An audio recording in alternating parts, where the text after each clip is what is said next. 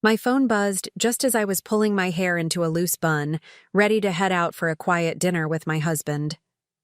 It was my birthday, and while I hadn't planned anything big deep down, I had hoped for at least a call from my parents. When I glanced at the screen, my chest tightened. Before we begin, drop a comment and tell us where are you from and from which city you're watching our videos.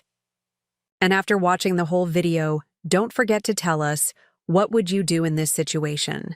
Be honest, tell me in the comments below. We read every comment. Let's begin. Sorry, we're busy with your sister's dinner tonight. We'll catch up later. Happy birthday, that was it. No phone call, no warmth. Just a flat message reminding me yet again that my sister Claire was the center of their universe. My fingers trembled around the phone, but I didn't respond. I just set it face down on the counter, forcing myself not to cry. Who was that? My husband Daniel asked, stepping out of the bedroom with his blazer half-buttoned. He always looked put together, but tonight there was something different in his tone. Measured, almost cautious. I gave a weak smile. Mom, she's busy with Claire's dinner. Again. Daniel's jaw tightened, but he didn't push. He knew. He'd seen it for years. The way my parents treated me like an afterthought while showering Claire with praise and attention. Still, he walked over, kissed my temple, and whispered, "They don't deserve your tears." I swallowed hard and nodded, though my throat burned. We drove in silence, the city lights blurring outside my window. I couldn't shake the weight pressing down on my chest. My own birthday and my family couldn't spare an evening. I felt invisible, like I always had. At the restaurant, Daniel insisted on taking the seat with his back to the ocean so I could face the view. I stared out at the rolling waves, pretending their rhythm was soothing, but inside I was spiraling. The waiter poured us wine, set down the menus, and left. Daniel reached across the table, took my hand, and said softly, "You deserve better than the scraps they give you." My eyes watered, but before I could answer, he pulled a sleek folder from his briefcase and slid it across the table. Confused, I blinked at it. "What's this?" "Open it," he said, his lips curving into a rare, mischievous smile. I flipped it open and froze. Inside were glossy documents stamped with a seal I didn't recognize at first, until I read the header. Property deed, oceanfront residence, Malibu. My breath caught. "Daniel." "It's ours," he said, leaning in. His voice was steady, almost proud. "Happy birthday, Emily. I wanted to give you something that no one can take away from you. A place that's yours, where their opinions don't matter." My hand flew to my mouth. A beach house in Malibu. My family had always treated me like the unsuccessful daughter, the one who just married well. But this wasn't just a house. It was proof that I wasn't the failure they painted me to be. Tears blurred my vision as I whispered, "Daniel, this is too much." "No," he cut me off gently. "This is exactly what you deserve." After dinner, we drove straight there. My hands shook as I unlocked the glass doors, stepping barefoot onto the polished wood floors that opened to a sweeping view of the Pacific. Moonlight shimmered across the water, spilling through the windows like silver fire. Daniel wrapped his arms around me from behind. "Happy birthday, Emily." In that moment, something hardened inside me, not bitterness, but resolve. For years, I had begged for scraps of affection from my family, humiliated myself trying to win their approval. But standing there in my beach house, I realized I didn't need them. Not anymore. I pulled out my phone. Daniel raised a brow. "What are you doing?" I smiled faintly, opening the family group chat. My mother, father, and Claire were always active, sending photos of their perfect dinners, their expensive wine nights, their endless celebrations. This time, it would be me. I snapped a photo of the view, endless ocean framed by the glow of our new living room. Then I typed just 4 words, "Celebrating differently tonight," and I hit send. It took less than a minute. My phone lit up like fireworks. Claire. "Wait, whose place is that?" "Mom." "Emily, what do you mean?" "Celebrating what?" Dad, where are you? I didn't reply. Daniel chuckled low in my ear. Looks like you finally have their attention. But I wasn't smiling. My chest was pounding not from fear but from something sharper, something more intoxicating. For once, they were the ones chasing me, and it felt incredible. The sound of waves crashing outside should have been soothing, but my phone wouldn't stop buzzing. I glanced at the glowing screen. 20 missed messages in less than 5 minutes. The family chat was exploding. Claire. Seriously, where are you? Whose house is that? Mom, Margaret. Emily, don't be dramatic. Just tell us. Dad, Robert. Is this another one of Daniel's rentals? Don't embarrass yourself. Daniel leaned back on the couch, his arms stretched lazily across the cushions. They're spiraling, he said with a grin. You've got them right where you want them. But my pulse hammered in my ears. Years of being dismissed, overlooked, and belittled, it all came rushing back. My parents never believed in me, never gave me an ounce of credit. And now? Now they were scrambling to make sense of the one thing they never expected, me standing on my own 2 feet. I typed slowly, deliberately. Me. It's not a rental. It's home. And then I put the phone down, refusing to explain further. Daniel poured 2 glasses of champagne he'd pulled from the fridge. He handed me one and said, "To celebrating differently." We clinked glasses, the sound sharp and satisfying. I took a long sip, savoring the bitterness that melted into warmth, and for the first time in years, I felt powerful. The phone buzzed again. A video call this time, from Claire. Answer it, Daniel said calmly, his eyes steady on mine. I hesitated but swiped. Claire's face filled the screen, perfectly made up even at night. Behind her, I could see the glow of my parents' dining room, crystal glasses lined up on the table, a cake in the background, Claire's dinner, the one they'd chosen over my birthday. Her voice was sharp. Emily, what's going on? Why are you posting houses like that? I lifted the phone slightly, angling it so the view behind me, floor-to-ceiling glass, the endless stretch of ocean, dominated the screen. Because this is where I'm celebrating, her jaw dropped. You're lying. Daniel leaned into the frame, his voice calm but unyielding. No, she's not. For a moment, Claire faltered. I watched her eyes flicker with something I rarely saw. Envy. Then came my mother's voice, muffled but insistent in the background. Let me talk to her. Claire turned the camera. Margaret appeared, her face tight, eyes narrowed. Emily, why didn't you tell us about this? I clenched my jaw. Because you were too busy with Claire's dinner. The silence that followed was deafening. My father's voice cut in from somewhere off-screen, stern and dismissive as ever. You didn't buy that house. Daniel did. Don't act like this is your achievement. My chest burned, but Daniel spoke before I could. His tone was even, measured, but edged with steel. Actually, Robert, Emily's name is on every single document. Half the payment came from her own investments, the ones she built while you all were busy pretending she'd never succeed. The line went quiet. I could practically hear the collective gasp. My mother's lips parted, but no sound came out. Claire blinked rapidly, her perfect composure cracking. I didn't give them time to recover. You didn't even call me on my birthday. But tonight I'm not the forgotten daughter. I'm not the one you dismiss. I'm standing in my home, celebrating with someone who believes in me. With that, I ended the call. My hands shook, but not from fear, from adrenaline. From finally saying the words I'd swallowed for years. Daniel reached over, gently covering my trembling hand with his steady one. You just turned the tables, Em. They're the ones scrambling now. I exhaled shakily, staring out at the moonlit waves. And he was right. For once, I wasn't chasing their approval.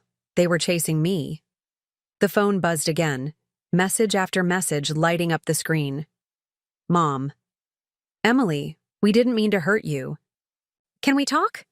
Dad, don't be childish.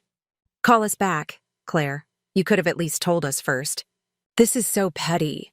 I laughed, the sound harsh even to my own ears. Petty? After years of being treated like a shadow? Daniel tilted his glass toward me. Let them stew. Tonight's yours. And so I let the phone buzz until the battery drained, until the screen went black. I wasn't going to let them steal this moment. We sat out on the deck, the ocean air cool against my skin, the sound of the tide pulling me deeper into a peace I hadn't known before. For the first time, I celebrated my birthday not by begging for their scraps of attention, but by reclaiming my worth. But deep down, I knew this wasn't the end. My family would not take this humiliation lightly. They'd push back, demand explanations, twist narratives. And when they did, I would finally decide if I wanted to let them in again, or shut the door forever. Tonight was only the beginning. The next morning, sunlight poured through the glass walls of the beach house, golden streaks dancing across the hardwood floor. I stretched, expecting quiet, only to hear the faint buzz of my phone vibrating against the counter. I groaned. Daniel was already awake, standing by the window in a crisp shirt, sipping coffee as if he'd been waiting. "Your family," he said without turning. "They haven't stopped since sunrise." I picked up the phone. Dozens of missed calls. Texts filling the screen. Mom, Margaret. Emily, please, we just want to talk. Dad, Robert. This is immature. Family should stick together. Claire. We're coming over. Don't make this worse, I froze. They're coming here? Daniel set his cup down slowly. Let them. It's about time they see you on your terms. My chest tightened, but deep down I agreed. Running from them hadn't worked before. Maybe it was time to face them, here, where I finally had the upper hand. By noon, a black SUV rolled up the driveway. I stood on the balcony as the doors opened. My parents stepped out first, dressed in expensive clothes that screamed pride and entitlement. Claire trailed behind, phone in hand, already recording, her lips curled into a smug half-smile. Daniel appeared beside me, calm as ever. You don't have to open that door if you don't want to. But I did. I wanted to. I opened the glass door just as they reached the steps. The ocean wind whipped my hair back, my heartbeat loud in my ears. Emily, my mother said sharply, her voice already trembling. Why would you blindside us like this? I held her gaze. You mean by having a life outside your dinner table? Claire scoffed. Oh, come on. You don't even like the beach. This isn't you. You're just trying to one-up me. She lifted her phone. Everyone can see how ridiculous this is. Her words cut, but not the way they used to. Instead, they fueled me. I stepped forward. Ridiculous? You mean finally being seen? For once, I'm not sitting in the shadows while you soak up all the spotlight. And you... I turned to my mother, my voice sharp. You didn't even call me on my birthday. You threw a dinner for Claire instead. Do you know how that feels? My mother's lips parted, but no words came out. Then my father broke the silence, his tone firm and dismissive. You're blowing this out of proportion. A house doesn't change anything. Daniel bought this, not you. Daniel's voice cut in, smooth and controlled. Actually, Robert, Emily bought half. Her investments have been growing for years, but you never cared enough to ask. The color drained from Claire's face.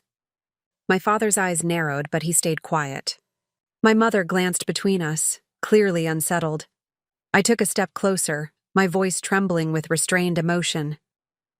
You've spent years treating me like I'm nothing. Like I'll never measure up to Claire. But look around. I gestured to the glass walls, the endless horizon beyond. This isn't Daniel's achievement. This is ours, mine. For once, they had no comeback. Just silence, broken only by the crash of waves below. Claire finally muttered, You could have at least told us before blasting it online. I laughed bitterly. Why? So you could belittle me in private instead of scrambling in a group chat? Daniel placed a hand on my shoulder, grounding me, steadying me. My father's jaw tightened. Family is family. Don't forget who raised you. I swallowed the lump in my throat, anger and hurt warring inside me. Raised me? You raised me to believe I wasn't enough. To beg for crumbs while Claire got the feast. Well, those days are over. The silence stretched, heavy and suffocating. For the first time in my life, my family looked small before me. Hesitant, unsettled, almost powerless. Finally, my mother whispered, Emily, can we at least come inside? I glanced back at Daniel, then at the shimmering ocean behind him. The truth hit me like a wave. I held the power now, and maybe, just maybe, I wasn't ready to let them in. "I think you should leave," I said quietly but firmly. "This house is my safe place, and you don't get to ruin it." Their faces fell, a mixture of shock and disbelief. Claire lowered her phone, stunned. My father clenched his jaw, my mother's eyes watered, but I didn't flinch. Daniel stepped beside me, his arm brushing mine. "You heard her." His voice was final, absolute. My family turned slowly, retreating back toward the SUV. For once, their shoulders weren't high with arrogance. They slumped. I watched them drive away, my pulse pounding, my hands shaking, but my chest lighter than it had ever been. For the first time, I hadn't let them decide my worth. I had. And the silence they left behind was louder than any words they could have spoken. The driveway was empty again, the black SUV just a memory against the endless stretch of coast. I stood at the balcony railing, my hands gripping the cold steel, the ocean roaring beneath me like it was applauding what had just happened. Daniel slipped an arm around my waist. His voice was quiet, steady. "How do you feel?" I exhaled, the breath trembling out of me. Lighter. Like I finally said everything I've swallowed for years. And it was true. For so long, I'd been waiting for my parents to validate me, to treat me as more than the forgotten child. But today I didn't need them. I had stood tall, looked them in the eye and told them the truth. For once I wasn't the one begging. They were. The phone buzzed on the counter inside. "A new message, Mom. Margaret. We didn't mean to hurt you. We want to make things right." I stared at the words. A year ago, even a month ago, I would have leapt at this. I would have driven across town just to hear them say those words in person. But now I saw it differently. They weren't apologizing because they realized my worth. They were apologizing because they lost control. Daniel walked over, picked up the phone, and read the message. He set it back down without a word, his eyes meeting mine. He didn't tell me what to do. He didn't push me either way, he just let me choose. And that silence gave me the answer. "I don't need them to make things right," I whispered. "I need me to keep things right." Daniel smiled faintly. "Then that's what we'll do." We spent the rest of the afternoon barefoot on the sand, the ocean pulling at the edge of our footprints, erasing every trace behind us. Each wave that washed over my toes felt like it was cleansing me, stripping away the years of feeling small, of being overshadowed. When the sun began to sink, casting the sky in streaks of orange and gold, I snapped another photo, the waves crashing, the horizon endless. I posted it without words, no explanation, no caption, just the image of where I stood now. The family chat lit up again, questions flying, demands for answers. But I didn't even open it. I deleted the thread instead. It felt like slamming a door on years of pain. That night, Daniel grilled fish on the deck while I poured us 2 glasses of wine. We ate under the stars, the sound of the ocean carrying through the air, and for the first time in my life, I didn't feel like I was missing something. I wasn't the daughter who got overlooked. I wasn't the sister who came second. I wasn't the woman waiting for approval. I was Emily Carter. And I had my own life, my own happiness, my own worth. As I leaned into Daniel's shoulder, I realized something deeper. Revenge wasn't about destroying them. It was about freeing myself. And I had. The waves kept crashing. The stars kept burning. And in that silence, I finally celebrated a birthday that belonged to me. Not to them, to me.